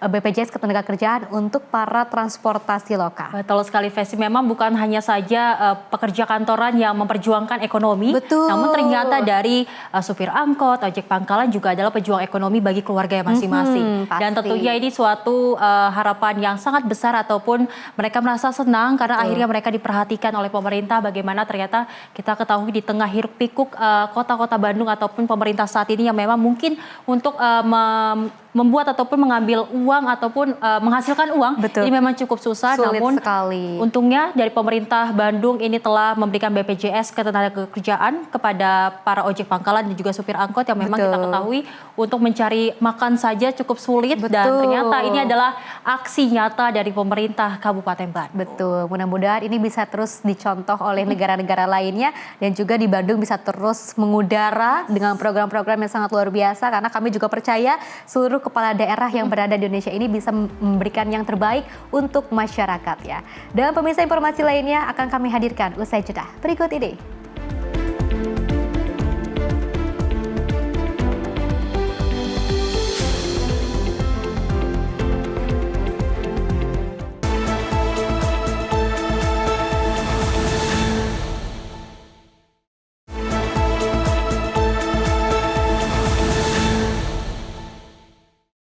Selamat pagi pemirsa, Anda masih menyaksikan Menyapa Indonesia Pagi, di mana Ketua DPR RI Puan Maharani menanggapi langkah mantan Menko Polhukam Mahfud MD yang setuju masuk dalam tim reformasi Polri. Dan tentunya menurutnya siapapun yang terlibat dalam reformasi Polri ini harus bertujuan melakukan perbaikan dan juga bermanfaat bagi bangsa.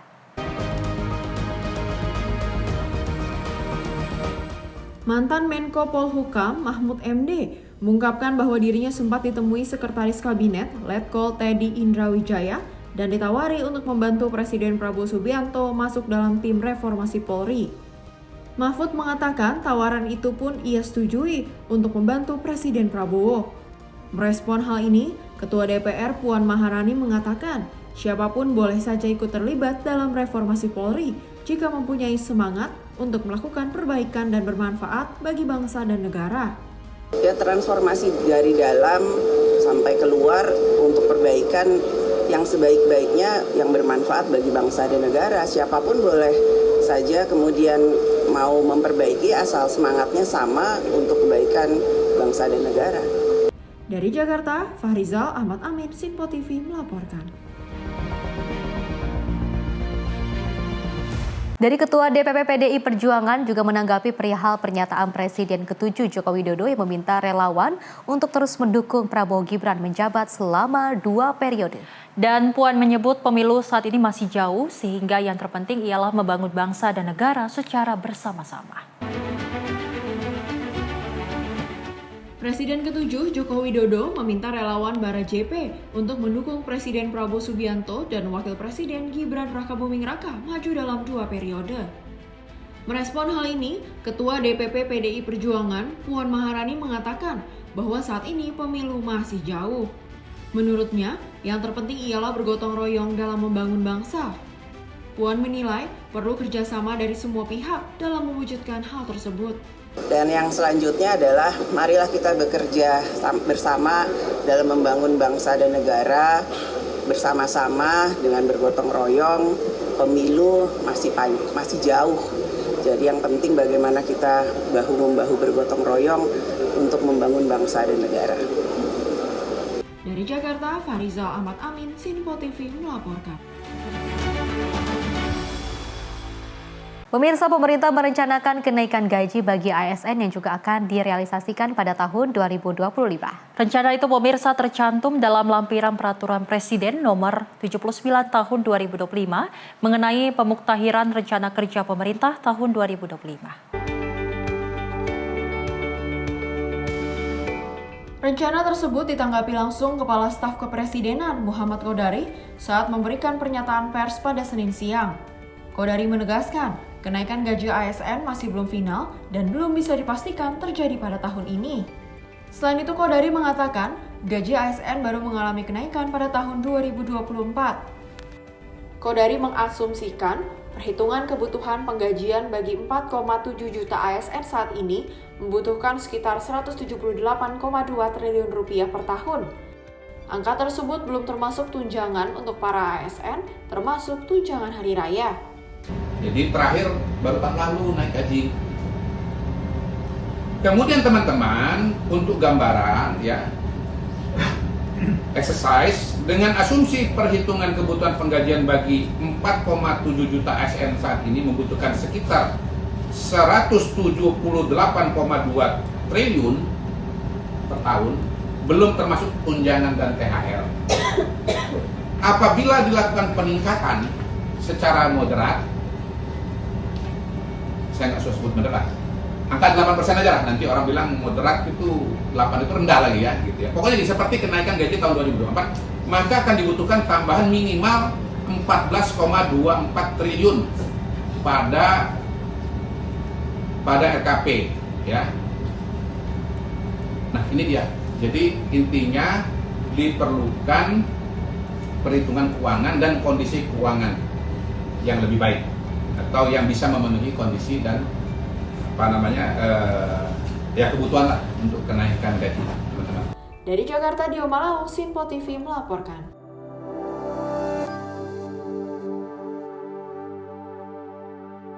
Pemirsa, diduga berkendara dalam kondisi mengantuk, pengendara sepeda motor menabrak beton pembatas jalan di ruas Jalan Dan Mogot, Kebonjeruk, Jakarta Barat pada Selasa siang. Kerasnya benturan membuat 1 dari 2 penumpang tewas di lokasi akibat masuk ke dalam kolong truk. Sementara pemirsa, 1 penumpang lainnya dilarikan ke rumah sakit perihal mengalami luka serius. Seorang pria yang belum diketahui identitasnya tergeletak tak bernyawa di kolong truk pasca alami kecelakaan di ruas Jalan Dan Mogot, Kebonjeruk, Jakarta Barat pada Selasa siang. Sepeda motor yang dikendarai korban juga nampak ringsek parah pada bagian samping kanan akibat insiden kecelakaan ini. Peristiwa ini bermula ketika sepeda motor yang ditumpangi dua orang pria dengan nomor polisi R4571XD ini melaju dari arah Glogol menuju Cengkareng dalam kecepatan tinggi. Pengendara yang diduga mengantuk ini kemudian kehilangan konsentrasi hingga akhirnya menabrak beton pembatas jalan di saat ingin melintas melalui jalan layang non-tol. Kerasnya benturan membuat pengendara terpental masuk ke dalam kolong truk pengangkut besi dan tewas di lokasi. Sementara satu penumpang lainnya mengalami luka serius hingga harus dibawa ke rumah sakit terdekat untuk mendapatkan pertolongan medis. Mau kanan, dia nabrak trotoar ini. Nabrak, terus masuk kolong mobil itu. Nah, habis itu udah sopirnya juga nggak berani. Itu sih, laki-laki atau perempuan kok? Laki-laki. Sendirian atau gimana? Berdua, tapi yang satu udah dievakuasi. Luka-luka doang. Itu betulnya jauh ya? Iya, betulnya katanya lari tadi ada itu berarti dia ngebut atau gimana, Bud? Kayaknya sih juga ngantuk. Kondisi motornya gimana, Bang? Hancur sih, tapi belum tahu. Motornya ada di evakuasi juga. Banyaknya pengguna jalan yang berhenti untuk melihat membuat arus lalu lintas dari arah Grogol menuju Cengkareng mengalami kemacetan hingga 1 km. Selanjutnya, kasus kecelakaan ini ditangani oleh Unit Laka Lantas Jakarta Barat. Dari Jakarta, tim kontributor Sinpo TV melaporkan. Selain itu, pemirsa, ratusan rumah di Lewilayang Kabupaten Bogor mengalami kerusakan setelah diterjang oleh gempa bumi berkekuatan 4,00 magnitudo yang juga berpusat di Sukabumi. Dan warga memilih untuk bertahan di posko siaga yang didirikan oleh warga sekitar. Bahkan setiap malam harinya, pemirsa, warga memilih untuk meninggalkan kediamannya demi keselamatan.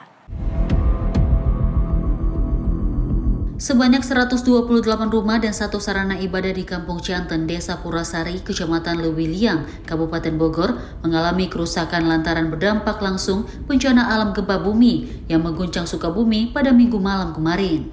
Getaran gempa kerap kali dirasakan warga sekitar, bahkan gempa tersebut hampir dirasakan setiap 1 jam sekali. Meskipun getaran gempa tidak begitu kuat, akan tetapi warga sekitar merasa khawatir dan resah. Yang terjadi di hari kemarin jadi mengakibatkan beberapa rumah yang ada di Kampung Cianten, Desa Purasari, Kecamatan Lewiliang ini ada beberapa dampak yang diakibatkan dari gempa. Ada sekitar 127 rumah, 1 musola itu yang terdampak, rusak ringan, 1 berat, dan untuk korban jiwa nihil. Paling lambatnya sejam sekali, paling lambatnya itu yang gedenya ya, yang kecil-kecil mah sejam sampai 3 kali. Kalau malam Pak, ngungsi atau gimana Pak? Kalau malam? Ada yang ke atas, ada yang siaga aja gitu kan. Kan ini mah sebelum ada getaran itu kan ada bunyi dulu. Gitu ya, beda dengan gempa laut ya. Kalau gempa laut itu kan begitu langsung goyang. Ini mah bukan goyang, ini mah itu dah kayaknya kayak dari bawah gitu. Saat ini warga memilih untuk bertahan di posko siaga yang didirikan oleh warga sekitar. Bahkan setiap malam hari warga memilih untuk meninggalkan kediamannya demi keselamatan. Dari Bogor, tim kontributor Sinpo TV melaporkan. Dari Gubernur DKI Jakarta Pramono Anung juga membahas soal ketersediaan air bersih yang juga terus menjadi persoalan mendasar bagi warga Jakarta. Dan Pra menegaskan pemenuhan kebutuhan air bersih di Jakarta hingga kini masih menjadi prioritas utama pemerintah Provinsi DKI Jakarta. Gubernur DKI Jakarta Pramono Anung mengatakan sumber ketersediaan air bersih di Jakarta masih menjadi persoalan mendasar di beberapa wilayah Jakarta, terutama di Cilincing, Tanjung Priok, dan Rorotan. Pramono menuturkan selama 7 bulan dirinya menjabat sebagai Gubernur DKI Jakarta, penyelesaian kebutuhan air bersih sudah mengalami peningkatan hingga 5% dan menargetkan pemenuhan air bersih hingga 80% pada tahun ini. Tak hanya itu, Pramono juga menegaskan pihaknya akan bekerja keras menyelesaikan persoalan ketersediaan air bersih hingga 100% yang ditargetkan akan selesai pada 2029 mendatang. Saya udah keliling seluruh wilayah di DKI. Salah satu problem yang cukup harus mendapatkan perhatian adalah di Tanjung Priok ini, di Cilincing ini, di Rorotan ini. Salah satu problem utamanya adalah air bersih. Tetapi saya akan bekerja keras, Mas Ponco, mudah-mudahan tahun 2029 seluruh warga Jakarta 100% sudah menerima air bersih. Tahun ini, sekarang ini sudah sejak 7 bulan saya menjabat sudah ada peningkatan 5%. Dan saya berharap tahun ini sampai dengan akhir tahun 2025 ini bisa sekitar 80%. Kalau tahun 2027 bisa 100% air bersih terpenuhi, menurut saya ini adalah sesuatu yang luar biasa dan jangka panjang menyelesaikan persoalan yang prinsip untuk kebutuhan masyarakat yang ada di Jakarta. Dari Jakarta, Sri Dewi Andayani, Rona Bayu, Simpo TV melaporkan.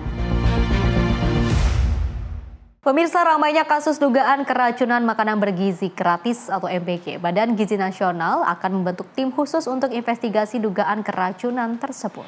Tim investigasi ini juga akan menyasar menu makanan ataupun dapur, karena menu makanan ataupun dapur sering mendapat keluhan.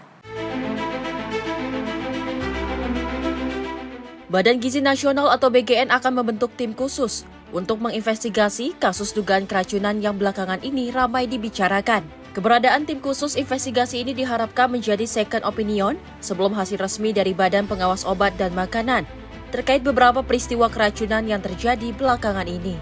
Tim investigasi ini juga akan menyasar menu makanan atau dapur, karena menu makanan atau dapur sering mendapat keluhan. Nah, yang ramai sekarang adalah kasus dugaan karena belum tentu semua yang bermasalah atas keracunan.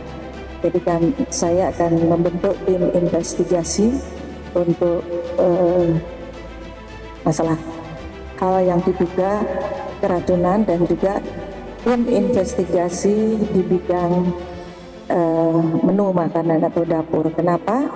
Karena sering beredar seolah-olah makanannya kok seperti ini, Padahal dari yang laporan kami terima itu tidaklah demikian. Jadi keberadaan saya tentu semoga saja memudahkan komunikasi atau hubungan yang lebih mesra lagi dengan teman-teman media dan juga untuk melakukan investigasi bila terjadi masalah ataupun untuk menghindari masalah sebelum terjadi, kami juga akan melakukan investigasi. BGN sendiri menegaskan jika investigasi ini bukan hanya berdasarkan dari laporan pihak luar, melainkan temuan langsung di lapangan. Dari Jakarta, Tio Malau, Simpo TV melaporkan. Pemirsa, Menteri Sekretaris Negara Prasetyo Hadi angkat bicara terkait dengan usulan perubahan skema pemberian program makan bergizi gratis atau MBG dari pendistribusian makanan siap santap dalam omprengan menjadi uang tunai. Dan dirinya memastikan berbagai upaya perbaikan terus dilakukan dalam implementasi program tersebut. Mensesnek Prasetyo Hadi angkat bicara terkait usulan perubahan skema pemberian program makan bergizi gratis atau MBG dari pendistribusian makanan siap santap dalam omprengan menjadi uang tunai. Ia menyebut ide soal implementasi program MBG sudah banyak bermunculan. Namun Prasetyo tidak menyebut berbagai usulan tersebut merupakan hal yang buruk. Akan tetapi Prasetyo menegaskan implementasi MBG saat ini merupakan konsep yang terbaik. Itu memungkinkan tidak? Kalau ide kan dari dulu banyak ya. Bukan berarti ide ini tidak baik atau ini ide yang satu lebih baik, tidak. Tapi kemudian konsep yang sekarang dijalankan BGN itulah yang dianggap oleh pemerintah dan oleh BGN itulah yang terbaik untuk saat ini dikerjakan. Bahwa masih ada catatan-catatan, ya itu kita asli. Karena kita terus berkomitmen untuk kita perbaiki. Meskipun saat ini masih banyak catatan mengenai pelaksanaan MBG, Prasetyo menyebut pemerintah masih akan terus melakukan perbaikan. Bahkan ia memastikan pemerintah pun akan terus berkomunikasi dengan berbagai pihak agar program MBG berjalan lebih baik. Dari Jakarta, Dio Malau, Simpo TV melaporkan. Seli dan juga pemirsa, dengan hadirnya program makan bergizi gratis tentunya juga mendapatkan manfaat yang sangat luar biasa dan juga apresiasi yang sangat tinggi dari masyarakat kepada para pemerintah yang juga sangat begitu peduli kepada anak dan juga bangsa terkait dengan bagaimana nantinya anak ini bisa mendapatkan sebuah protein dan juga gizi yang baik seperti itu. Tapi kita melihat beberapa daerah juga ini ternyata ada yang keracunan seperti itu ya, sangat disayangkan sekali. Maka dari itu, tapi kita lihat dari Presiden Prabowo Subianto tidak tutup mata. Dari pemerintah juga tidak tutup mata, mereka terus melakukan sebuah evaluasi, melihat seperti apa sih kira-kira, apa sih sekiranya yang menjadi penyebab terjadinya keracunan. Apakah dari segi dapurnya, ataukah dari segi pengemasannya, ini juga harus ada proses yang lebih lanjut seperti itu. Karena juga yang namanya membuat sebuah program ataupun menjalani sebuah program ini, pasti yang namanya kendala itu pasti akan ada saja, itu juga hal yang wajar. Namun bagaimana cara kita menyikapinya dan juga membuat hal tersebut ini bisa tidak terulang kembali. Betul, memang kalau kita lihat dari video-video yang viral di media sosial, bahwasanya ada satu sekolah yang ternyata siswanya ataupun siswinya mengalami keracunan. Dan memang ternyata dari Menteri Sekretaris Negara Prasetyo Hadi mengatakan bahwasanya dari pemerintah terus melakukan evaluasi, walaupun memang banyak sekali masukan terkait dengan bagaimana digantikan dengan pembayaran uang tunai. Namun untuk saat ini dari pemerintah menyatakan bahwasanya ini masih dengan skema yang awal, namun nantinya akan dievaluasi terkait dengan menu dan juga dapur, karena memang kita tidak tahu apakah memang di dapurnya kurang bersih atau menunya yang memang salah. Jadi kita berharap bahwasanya memang program makan bergizi gratis terus memberikan manfaat, tidak memberikan kekhawatiran bagi siswa dan siswi. Karena memang kalau kita lihat kan keracunan cukup parah, bahkan sampai masuk rumah sakit dan dirawat. Ini menjadi sebuah evaluasi bagi pemerintah bagaimana nantinya program ini menjadi program yang baik nanti ke depannya. Betul, tentunya juga dengan adanya program makan bergizi gratis ini tidak hanya dari pemerintah saja, tapi juga melakukan beberapa kerjasama lintas sektor, institusi juga terkait dengan bagaimana bekerjasama dengan ahli gizi sendiri seperti itu ya. Dengan mudah-mudahan dengan adanya beberapa langkah terkait evaluasi ini, hal-hal yang serupa ini tidak terjadi kembali. Dan pemirsa, informasi lainnya akan terus kami hadirkan usai jeda berikut ini.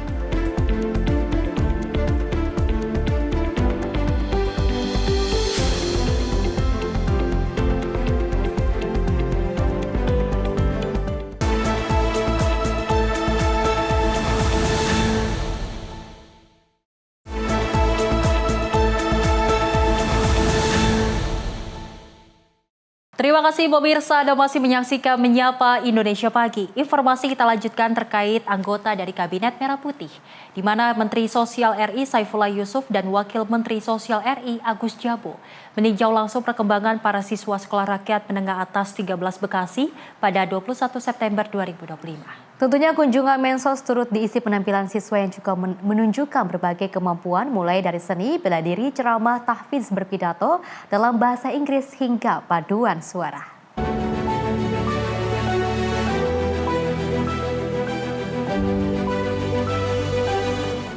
Menteri Sosial RI Saifullah Yusuf dan juga Wakil Menteri Sosial RI Agus Jabo hadir di Sekolah Rakyat Menengah Atas 13 Bekasi pada Minggu 21 September 2025. Keduanya meninjau langsung perkembangan para siswa dan melihat sejumlah bakat para siswa di SRMA 13 Bekasi. Dalam kesempatan itu, Mensos dan Wamensos berkesempatan melihat langsung presentasi para siswa. Para siswa juga menampilkan sejumlah bakat, diantaranya bela diri, silat, ceramah tahfiz, berpidato dengan bahasa Inggris, dan juga paduan suara. Dalam kunjungannya, Mensos dan Wamensos menyaksikan sekaligus merasakan semangat para siswa dalam menunjukkan bakat dan kemampuan para siswa. Mensos, Wamensos, dan para siswa juga menyanyikan lagu bersama berjudul Ayah Ibu. Tawa dan tepuk tangan perlahan berganti menjadi tangis haru saat lagu Ayah Ibu dinyanyikan bersama. Air mata jatuh, pelukan terjalin, mengingatkan pada doa serta kasih orang tua yang selalu hidup di hati mereka. Tim redaksi Simpo TV melaporkan.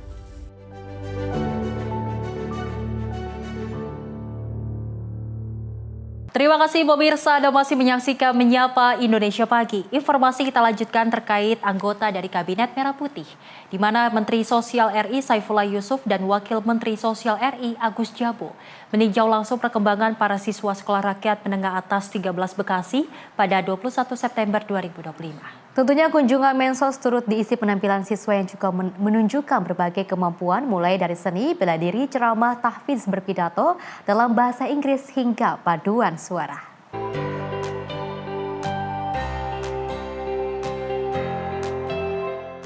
Menko Pemberdayaan Masyarakat Muhaimin Iskandar menjelaskan bahwa program magang nasional ini penting untuk dilakukan guna mempercepat penyerpatan tenaga kerja dan menjawab permasalahan mismatch di dunia kerja.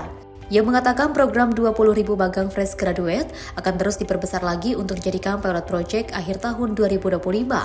Dan diharapkan program pemagangan sukses di 2026 hingga persiapan peningkatan kapasitas vokasi. Menko Muhaimin pun juga akan mendorong penggunaan anggaran yang lebih besar untuk program tersebut.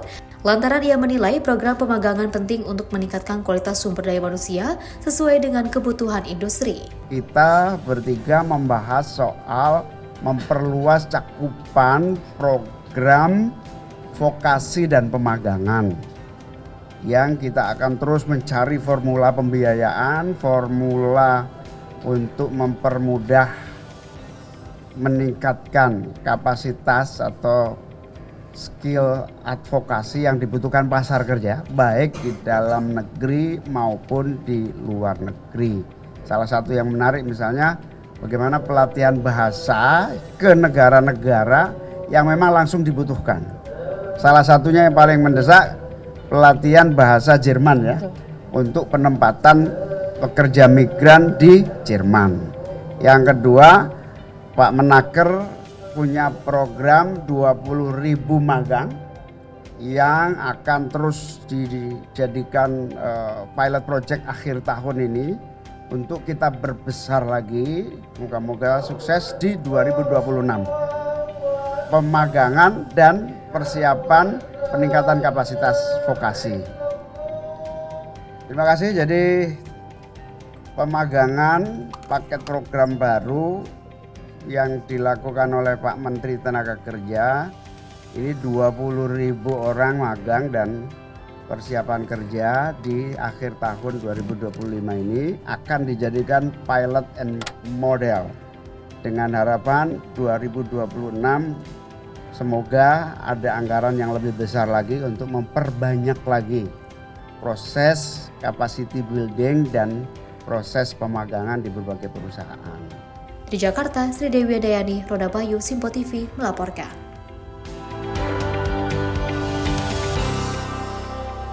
Pemirsa, Menko Bidang Pemberdayaan Masyarakat Muhaimin Iskandar ini menyoroti minimnya minat generasi muda untuk menjadi petani dan juga lebih memilih sebagai aparatur sipil negara ataupun ASN. Dan menurutnya pemirsa perlu peran anak muda yang menjadi regenerasi petani lantaran saat ini Indonesia masih membutuhkan jasa untuk menyuplai pangan dan juga kebutuhan sehari-hari.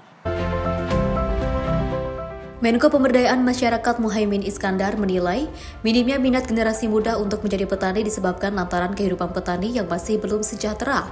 Hal itu dapat dilihat dari pekerjaan petani yang penghasilannya masih tergolong rendah serta kesejahteraan ekonomi yang belum stabil.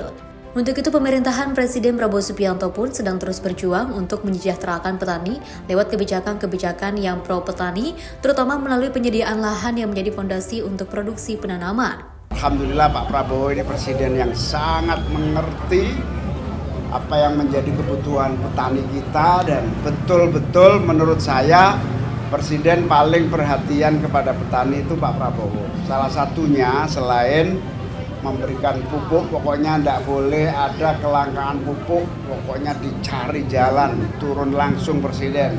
Karena itu saya optimis. Di Hari Tani Nasional ini adalah momentum kebangkitan tani Indonesia. Gerbang Tani akan terus menjadi support dari seluruh kegiatan pemerintah agar menjadi sukses. Di Jakarta, Sri Dewi Dayani, Rona Bayu, Simpo TV melaporkan.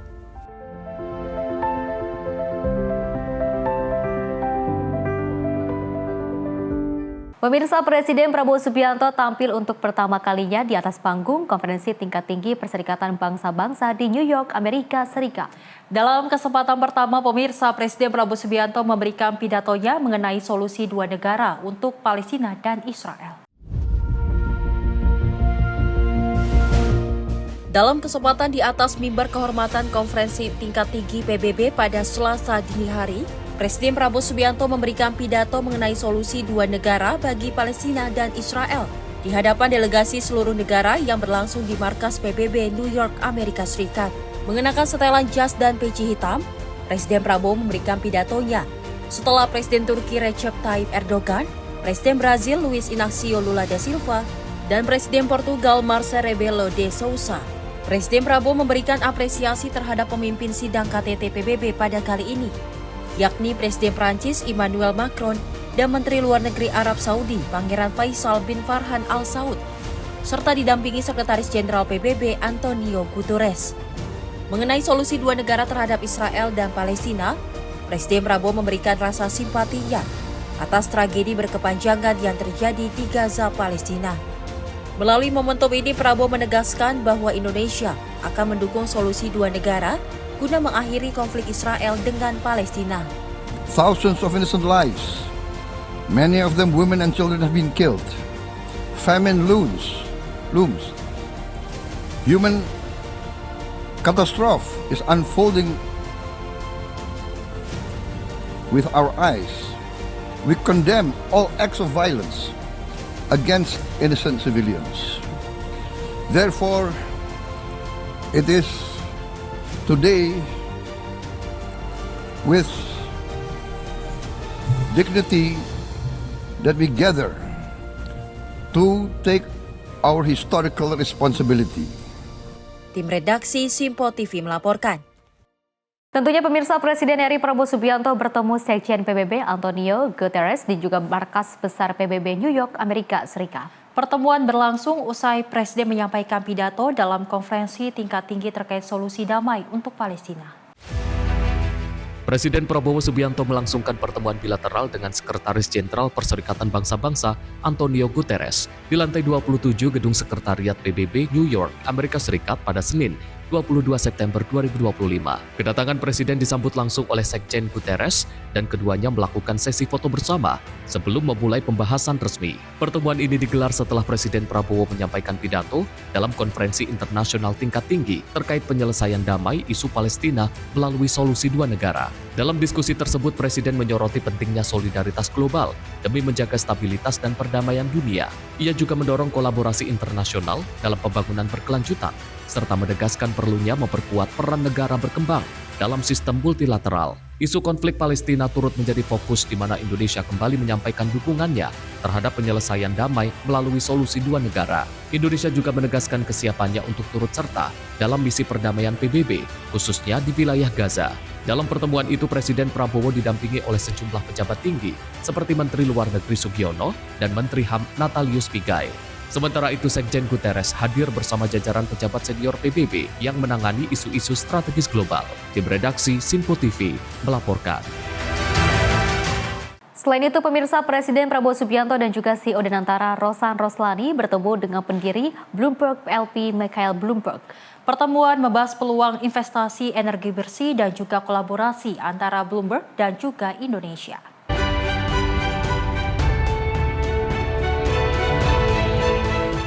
Melalui unggahan resmi di akun media sosial @rosanroslani, CEO Badan Pengelola Investasi Daya Anagata Nusantara atau Danantara menginformasikan tentang pertemuan Presiden Prabowo dengan Michael Bloomberg, pendiri Bloomberg LP, yang berlangsung di New York pada Selasa 23 September 2025. Pertemuan ini dilakukan saat Presiden Prabowo Subianto tengah melakukan kunjungan kerja ke Amerika Serikat.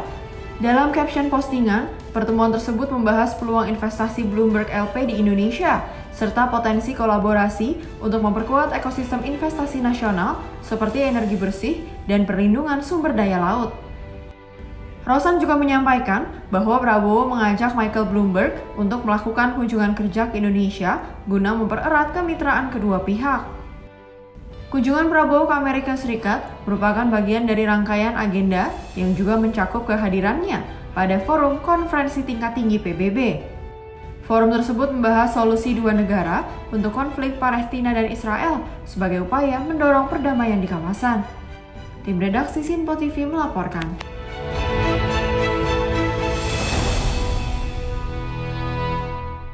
Pemirsa, dari Ketua DPR Puan Maharani menanggapi seruan Presiden Prabowo Subianto terkait dukungan kemerdekaan Palestina dalam KTT PBB di New York, Amerika Serikat. Dan Puan mengatakan kehadiran Indonesia di PBB merupakan wujud diplomasi bebas aktif untuk membantu terwujudnya perdamaian dunia.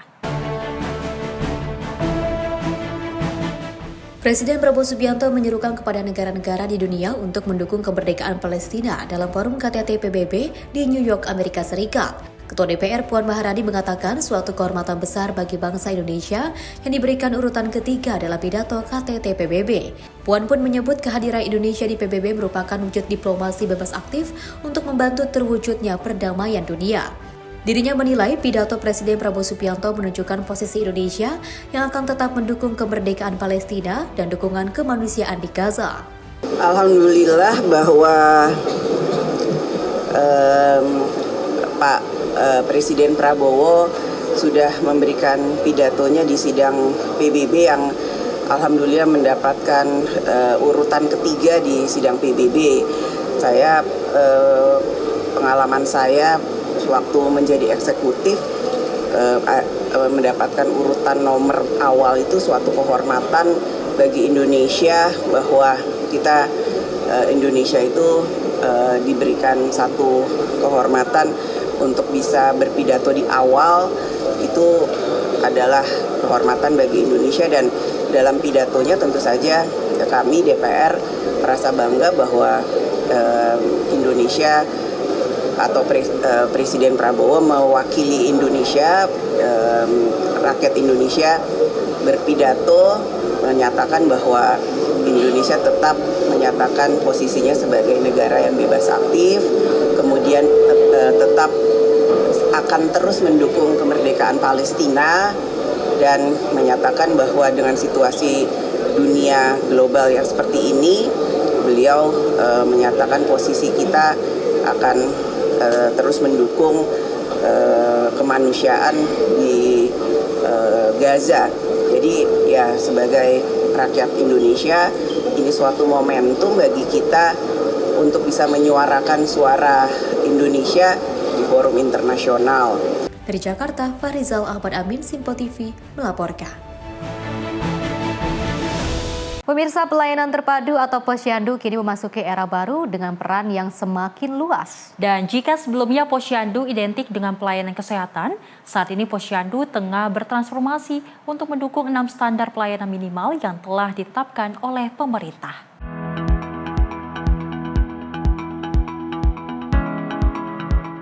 Posyandu kini memasuki era baru dengan peran semakin luas. Jika sebelumnya Posyandu identik dengan pelayanan kesehatan, saat ini Posyandu tengah bertransformasi untuk mendukung 6 standar pelayanan minimal yang telah ditetapkan oleh pemerintah. Transformasi ini bukan sekedar wacana, melainkan sebuah kebijakan yang memiliki dasar hukum yang jelas. Undang-Undang Desa, Undang-Undang Pemerintahan Daerah, serta Peraturan Menteri Dalam Negeri telah menegaskan pentingnya peran Posyandu sebagai ujung tombak pelayanan dasar masyarakat. Hal tersebut disampaikan oleh Tri Tito Karnavian, Ketua Tim Pembina Posyandu, dalam rapat koordinasi nasional Rakornas Posyandu tahun 2025. Menurutnya, salah satu langkah penting dalam mendukung transformasi ini adalah melakukan registrasi Posyandu ke Kementerian Dalam Negeri melalui Ditjen Bina Pemerintahan Desa. Dengan registrasi tersebut, Posyandu dapat memperoleh pengakuan resmi sekaligus dukungan anggaran dari pemerintah daerah. Kita itu baru menetapkan dasar transformasi dari satu pelayanan yang tadinya kesehatan yang sudah berlangsung pertama menjadi menambah dalam pelayanan lainnya, ya, pelayanan bidang sosial, pendidikan, PU, pemukiman, dan transit tadi. Nah, ini yang kita bahas. Sedangkan pemrograman khusus, keterlibatan dalam satu program, ini belum membuat perencanaan program, karena untuk bekerja itu kan harus starting point-nya dulu, yaitu regulasi, agar Posyandu yang bisa menjadi melayani 6 SPM ini mempunyai dasar hukum, yaitu dengan dengan diregistrasi, didaftarkan kepada Kemendagri Seku Ditjen Pendes untuk mendapatkan manfaat dari anggaran program pemerintah setempat. Rakornas yang dihadiri berbagai pihak terkait ini juga mendapat dukungan penuh dari pemerintah pusat. Kementerian Dalam Negeri bersama kementerian dan lembaga pengampu 6 SPM hadir untuk memastikan sinkronisasi program dapat berjalan. Dari Jakarta, Gio Malau, Simpo TV melaporkan. Pemirsa, bencana banjir bandang yang juga menerjang Pulau Bali tidak hanya menyisakan kerugian terhadap manusia, tetapi juga meninggalkan dampak yang serius pada hewan kesayangan. Hewan peliharaan kerap kali jadi korban yang tidak terlihat di balik bencana. Dan untuk meminimalisir adanya hewan yang terserang penyakit stres hingga mengalami trauma sebagai dampak bencana, salah satu klinik hewan di Denpasar memberi layanan unik, yaitu pemeriksaan kesehatan gratis bagi puluhan hewan kesayangan terdampak bencana.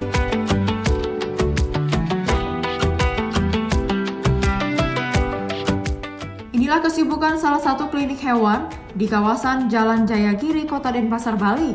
Pasca bencana banjir bandang yang menimpa Bali, layanan berbeda diberikan klinik hewan ini, yaitu pemeriksaan kesehatan dan konsultasi gratis bagi puluhan hewan kesayangan terdampak bencana. Begitu hewan peliharaan masuk klinik, maka segera dilakukan pengecekan secara general, mulai pengecekan kondisi fisik menggunakan stetoskop hingga cek suhu tubuh menggunakan termometer. Selanjutnya dilakukan based on simptomatis dengan memberikan obat-obatan. Keluhan hewan yang dibawa sangat bervariasi. Umumnya, pasca bencana banjir bandang sangat beragam, mulai dari penurunan nafsu makan, terjangkit diare, bersin-bersin, flu, dan lain-lain yang umumnya menyerang kucing. Meski menyampaikan sejumlah keluhan, umumnya seluruh hewan peliharaan menjalani pemeriksaan kondisinya masih cukup stabil. Agar kondisi kesehatan hewan kesayangan tidak mudah terserang penyakit, para pemilik dianjurkan memberi sejumlah nutrisi tambahan. Salah seorang dokter hewan di klinik tersebut, Dokter Hewan Putu Diva Adiwinata, mengemukakan selain terserang penyakit, banyak juga hewan yang mengalami trauma pasca bencana. Salah satunya anjing, karena anjing jarang bisa naik untuk mencari shelter atau tempat yang lebih tinggi, sehingga keluhan pada anjing bisa terkait trauma pasca bencana. Karena layanan ini gratis, tidak mengherankan, setiap harinya ada banyak pemilik hewan peliharaan yang memanfaatkan layanan ini untuk memeriksakan kesehatan hewan kesayangannya, mulai dari anjing, kucing, hingga ayam. Diare, bersin-bersin, ya keluhan umum. Jadi ada yang nafsu makan berkurang, gitu. Kita perawatan pada saat yang masuk ke sini, kita cek secara general, terus based on simptomatis, kita berikan obat-obatan dan semuanya perawat jalan. Oh, tidak ada, jadi kita tidak menerima rawat inap untuk saat ini. Oh, rata-rata rawat jalan itu? Semua, karena kondisi masih cukup bagus. Yang pertama saya rekomendasikan itu adalah pasti nutrisi ya. Jadi semua berasal dari nutrisi bagus, hewan pasti sehat. Adapun yang memang perlu kita hindari sekali dan kita waspadai yaitu leptospira. Jadi penyakit leptospira ini kan tidak hanya menyerang pada hewan, namun juga bisa menjadi bersifat zoonosis menyerang pada manusia. Jadi hindari sekali kontak kalau bisa sih hindari kontak dengan air, minum air yang dari sumber banjir. Ya kita khawatirkan terkontaminasi dengan leptospiranya itu. Kalau di kita sendiri ini pertama kali kita lakukan, namun di luar sana memang banyak teman-teman kami yang sudah terbiasa melakukan aksi-aksi seperti ini. Air banjir yang kerap tercemar oleh limbah dan kotoran sangat berbahaya bagi hewan. Apalagi jika hewan tersebut terendam atau meminum air banjir, sehingga berpotensi terinfeksi leptospirosis, parvovirus, hingga penyakit kulit seperti dermatitis. Oleh karena itu, pemeriksaan kesehatan menjadi langkah pertama yang harus dilakukan. Rumah sempat terendam ya, nggak terlalu tinggi dan punya kucing di rumah. Terus begitu surut, saya coba kasih makan, dia ada kurang begitu, nafsu makannya berkurang, terus kemungkinan ya sakit atau gimana daripada kenapa-kenapa sama kucingnya. Ya dia bawa ke sini dan kebetulan di dokter hewan ini ya, di klinik dokter hewan ini ada program gratis buat hewan yang terdampak dari banjir di pasar itu. Ya, layanan seperti ini cukup membantu ya bagi warga terdampak banjir, karena kita juga punya hewan juga perawatan dan lain-lain juga cukup lumayan. Jadi dengan adanya ini secara gratis cukup membantu. Di sisi lain, bencana banjir bukan hanya melukai fisik, tetapi juga meninggalkan trauma psikologis pada hewan. Banyak anjing yang menjadi lebih agresif atau ketakutan, sementara kucing bisa menjadi lebih penyendiri, sering bersembunyi, atau kehilangan nafsu makan yang jadi penanda adanya stres pasca trauma. Pemilik pun harus memberikan rasa aman bagi hewan, seperti menyediakan ruang tenang, menghindari suara keras, serta memberi lebih banyak perhatian dan belayan. Dari Bali, Bagus Raditya, kontributor Sinpo TV melaporkan.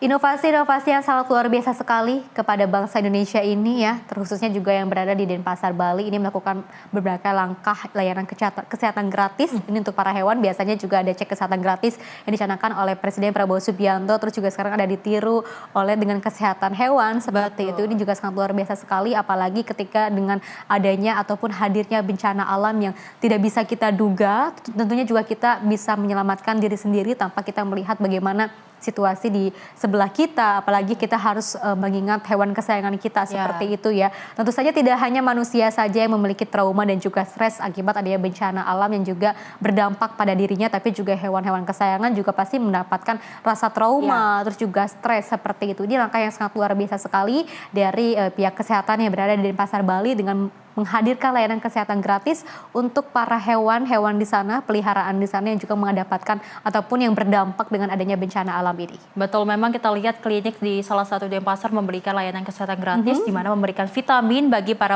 hewan yang memang kalau kita lihat ini kasihan sekali ya Fesi, berdampak di mana memang banjir bandang yang dialami Bali beberapa hari lalu cukup besar sekali. Tidak hanya manusia yang berdampak dengan rumah tinggalnya yang hancur parah, namun ternyata untuk hewan-hewan juga ternyata mengalami trauma dan juga stres. Kita berharap bahwasanya memang banjir bandang tidak hanya di Bali namun di sekitar Indonesia juga tidak terjadi lagi karena ternyata merugikan manusia bahkan juga hewan peliharaan. Betul. Mudah-mudahan kedepannya di Indonesia ini tidak terjadi lagi bencana alam. Bahkan kita melihat dari beberapa kepala daerah, gubernur dan lain-lain sebagainya ini selalu melakukan langkah mitigasi bencana bagaimana ketika menghadapi sebuah bencana alam, gempa bumi, terus juga banjir bandang. Ini sudah ada langkah-langkah ke depannya. Mudah-mudahan hal tersebut tidak terjadi kembali. Dan pemirsa, informasi tadi sekaligus mengakhiri jumpa kita. Saya Fesi Rahmadi dan saya Selis Regar. Terima kasih dan sampai jumpa.